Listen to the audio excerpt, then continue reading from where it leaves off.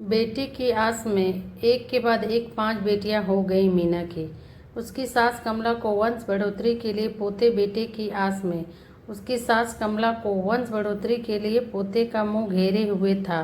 5वीं संतान के जन्म के बाद मीना की गिरती सेहत को देखकर डॉक्टर ने उसके पति रितेश को साफ चेतावनी दी थी कि अब गर्भधारण मत होने देना, वरना मीना की जान बचाना मुश्किल हो जाएगा। उसकी सास कमला देवी पोतियों को बड़ी घृणा से देखती। उन्हें अपनी पोतियां बिल्कुल पसंद नहीं थी। वो तो अपने बेटे की दूसरी शादी करवाने के लिए तैयार थी।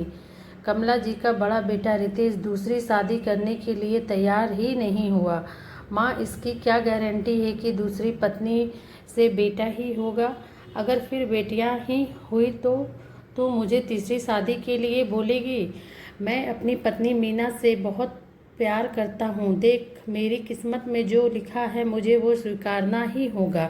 बेटा या बेटी ये किसी औरत के हाथ में नहीं, वो तो भगवान की मर्जी है।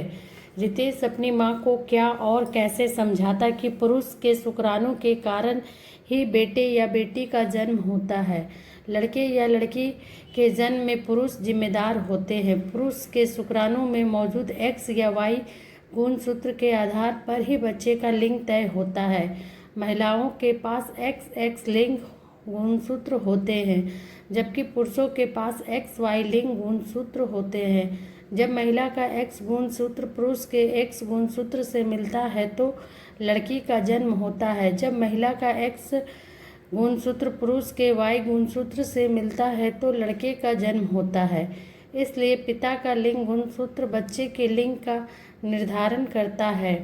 क्या पता उसके पास ही सिर्फ एक्स एक्स गुणसूत्र हो, वाई हो ही ना।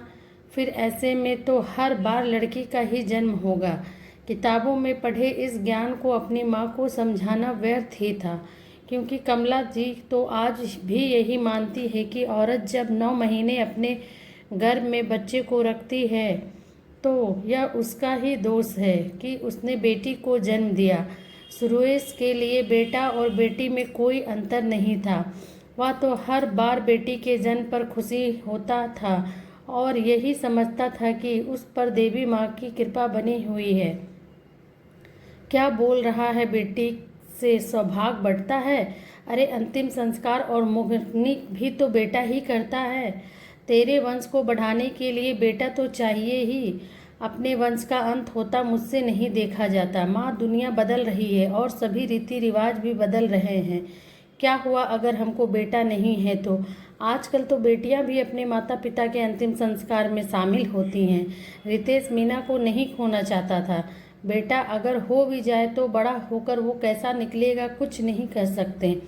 उसने अपने आसपास में कुछ ऐसी घटनाएं देखी थीं जिसमें बेटों ने अपने माँ बाप को वृद्धाश्रम में छोड़ दिया था। मीना अपनी बेटियों से बहुत प्यार करती थी। बेटा हो या बेटी, एक माँ के लिए तो दोनों बराबर ही हैं। दोनों के जन्म में समान पीड़ा से गुजरना पड़ता है। एक माँ को वैसे भी बेटियां माँ के ज़्यादा करीब होती हैं और पिता की लाडली होती हैं। हम अपनी बच्चियों को खूब पढ़ाएंगे लिखाएंगे। रितेश जी: हाँ मीना, तुम ठीक कह रही हो। जब बड़ी बेटी राधा का एडमिशन शहर के बड़े प्राइवेट स्कूल में करवाया था रितेश ने, तो कमला तिलमिला उठी थी। लड़की जात को इतने महंगे स्कूल में पढ़ा लिखा कर क्या करेगा? बेकार में पैसे की बर्बादी है। यही पैसे इनके दहेज के लिए जोड़ कर रख तो कोई बात है। हर महीने स्कूल में इतनी फीस भरना पैसे बर्बाद करने वाली बात ही है। बेटा होता तो कोई बात थी, पढ़ लिख कर बड़ा आदमी बनता और तेरा नाम रोशन करता। अपनी इन बेटियों को पढ़ाना ही तो किसी सरकारी स्कूल में क्यों नहीं इनका नाम लिखवाता। माँ, आप इस मामले में मत बोलिए। बड़े सौभाग्यशाली होते हैं वो लोग जिनके घर बेटियों का जन्म होता है। माँ, बेटियां तो लक्ष्मी का रूप होती हैं। मैं तो खुद को बहुत ही किस्मत वाला समझता हूँ कि मेरे घर में 5 बेटियां हैं। इनकी शादी और दहेज के पैसे जोड़ते जोड़ते तेरा आधा जीवन बीत जाएगा। बाकी तू कर्जे में डूबा रहेगा। अभी भी कहती हूँ कि तू अपनी पत्नी को छोड़ दे और दूसरी शादी कर ले। देख, मुझसे कोई उम्मीद मत करना। तेरे पिता ने सारी संपत्ति मेरे नाम कर रखी है और मेरा जिसे देने का मन करेगा मैं उसे ही दूंगी। एक औरत होकर ऐसा क्यों कहती हो माँ? हमें नहीं चाहिए पिता की संपत्ति से कुछ भी। मैं अपनी मेहनत के बल पर अपनी बच्चियों को पढ़ाऊंगा। नवरात्रि में देवी माँ का व्रत रखती हो आप भी, और फिर भी कन्या पूजन करती हो। फिर अपनी पोतियों से इतनी नफरत क्यों? मीना ने समझाते हुए कहा था। कमला ने जब देखा बेटा उसकी बात काट रहा है और वह ना तो दूसरी शादी के लिए तैयार हो रहा है और ना ही मीना को छोड़ रहा है, वो अपनी बेटियों के कपड़े लत्ते और उनकी पढ़ाई लिखाई पर खूब पैसा खर्चा कर रहा है, तो उसने एक दिन अपने रितेश से कह ही दिया, सुन रितेश, मुझे सुरेश के पास छोड़ा। उसकी पत्नी भी माँ बनने वाली है। देखना, वह ज़रूर हमारे वंश को बढ़ाने के लिए बेटे को ही जन्म देगी, ना कि तेरी पत्नी की तरह एक के बाद एक 5-5 बेटियां पैदा करती रहेगी। माँ, उसको आपको जो सही लगे वही कीजिए, पर मैं मीना और अपनी बेटियों को बेसहारा नहीं छोड़ सकता। आपका जब भी मन करे यहाँ हमारे पास आकर रहिएगा। कोई भी ज़रूरत हो तो निसंकोच कहिएगा। कमला अपने छोटे बेटे सुरेश के पास चली गई। महीने भर बाद ही सुरेश की पत्नी ने एक बेटे को जन्म दिया। वो बहुत खुश थी, उसकी मनोकामना पूरी हो गई थी। आखिर उसके वंश को बढ़ाने के लिए उसका पोता हो गया था। सुरेश का बेटा दादी का लाडला बन गया और अपने माँ बाप का भी इकलौता बेटा होने के कारण लाड प्यार में बिगड़ गया। उसका पढ़ाई में बिल्कुल भी मन नहीं लगता था। दिन भर अपने दोस्तों के साथ आवारागर्दी करता, जुआ खेलने और शराब पीने की लत भी लग गई थी उसे। सुरेश और मीना अपने बच्चियों की पढ़ाई लिखाई पर खूब ध्यान देते और उनमें अच्छे संस्कार भर रहे थे। एक तरफ माँ बच्चियों को पढ़ाई लिखाई के साथ साथ घर का काम भी सिखाती और दूसरी तरफ पिता बाहर के काम में भी ट्रेंड कर रहे थे। बैंक, पोस्ट ऑफिस, बिजली का बिल, राशन, गैस सिलेंडर लाना लगाना, हर तरह का काम वो पांचों बहनें कर लेती थीं। रितेश और मीना को कभी बेटे की कमी महसूस ही नहीं हुई। उनकी पांचों बेटियां राधा, रमा, श्यामा, कृष्णा, उमा एक से बढ़कर एक थीं। रंग रूप में सुंदर थीं, उसी तरह उनमें गुण और संस्कार भरे हुए थे। सबसे बड़ी बेटी राधा शहर की सबसे बड़ी डॉक्टर, रमा शहर की सबसे बड़ी वकील, Shyama chartered accountant, Krishna IAS officer और उमा बैंक मैनेजर थी। सभी अपने अपने प्रोफेशन में बहुत अच्छा कर रहे थे और अपने मम्मी पापा की उम्मीदों पर खरे उतरे रहे थे। एक तरफ सुरेश अपने बेटे की हरकतों से परेशान था। वह कर्ज में डूब गया था। बेटा अपने पिता के नाम पर कर्ज ले लेता था और उसे चुकाता नहीं था। उसने दादी से जबरदस्ती गांव की ज़मीन वाले कागजों पर हस्ताक्षर करवाकर सब कुछ बेच दिया था। एक दिन वह शराब के नशे में अपनी दादी से पैसे मांग रहा था। कमला ने मना कर दिया तो उसके गले की चैन छीनने लगा और उसे धक्का देकर भाग गया, जिससे उसका सिर दीवार पर टकरा गया। सुरेश ने अपनी मां को खून से लथपथ देखा तो दौड़ता हुआ उन्हें अस्पताल ले गया। वहां रितेश की बड़ी बेटी राधा ने अपनी दादी का इलाज किया। उसने अपनी दादी को पहचान लिया था। वह जानती थी कि उसकी दादी उससे नफरत करती है, पर इलाज के दौरान उसने अपने कर्तव्य का पालन किया। अपना पूरा ध्यान सिर्फ मरीज के ठीक होने पर ही लगाया। कमला जी के सिर से काफ़ी मात्रा में खून निकल गया था। उनकी पोतियां अपना खून देने के लिए तैयार हो गईं।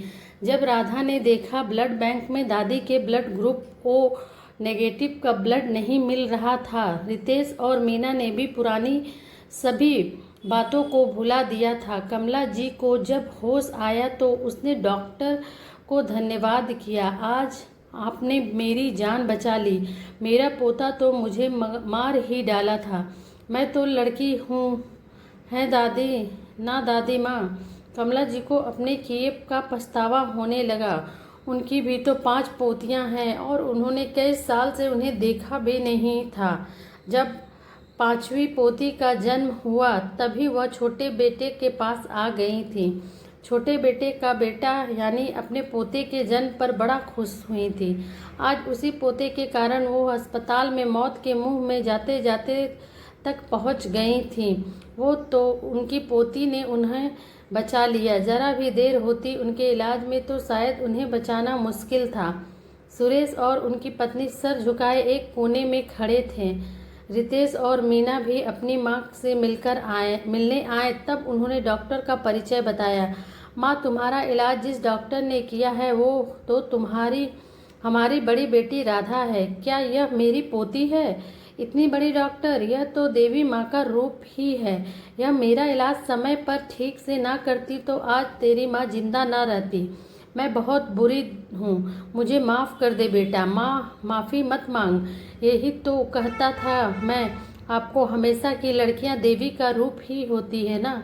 माँ, मैं बहुत भाग्यशाली माँ जी, 5 बेटियों की पिता जो हूँ। मीना ने सिर पर आंचल रख अपनी सास के पैर छूते हुए यह सब कहे। तब कमला जी बोली, हाँ बहू, तू बहुत ही सौभाग्यशाली है। मुझे ही यह बात समझने में बहुत देर हो गई। अस्पताल से जब छुट्टी मिली तो वह इस बार अपने बड़े बेटे रितेश के घर पर ही थी। उनकी 5 पोतियां उनके पास बैठी हुई थी। कमला ने अपने बच्चों से माफ़ी मांगी। मुझे माफ़ कर दो मेरे बच्चों, मैंने बहुत भला बुरा कहा है तुम लोगों को। अपनी सारी संपत्ति भी मैंने छोटे बेटे के नाम ही कर दी। तुम्हारी बेटियां हैं इसलिए रितेश तुमको मैंने कुछ नहीं दिया। ये मुझसे बहुत बड़ी गलती हो गई। हमारी सारी संपत्ति सुरेश के बेटे ने बेच डाली है। सुरेश और उसकी पत्नी दर दर की ठोकरें खाने को मजबूर हो गए हैं। नहीं माँ, वह मेरा छोटा भाई है और अब वह हमारे साथ ही रहेगा। सुरेश, जो कि अपनी पत्नी के साथ दरवाजे पर ही खड़ा इसी विचार में था कि अपने भाई से किस मुंह से मदद मांगूं। भाई की बात सुनकर वो अंदर आया और अपने भाई के गले लग गया। अरे भाई, पुरानी सभी बातें भूल जा और आज से तू हमारे साथ ही रहेगा। मुझे तो गर्व है खुद पर, मैं बेटियों का बाप हूँ। रितेश की 5 बेटियों ने अपने चाचा चाची के पैर छूने लगी तो सुरेश ने हाथ जोड़ लिए। बच्चियों, माफ़ कर दो अपने चाचा को। बेटियाँ पैर नहीं छूती, वो तो देवी माँ का रूप होती हैं। सो फ्रेंड, आपको ये स्टोरी कैसी लगी? प्लीज़ अच्छी लगी तो लाइक शेयर कमेंट ज़रूर करना। Thanks for watching.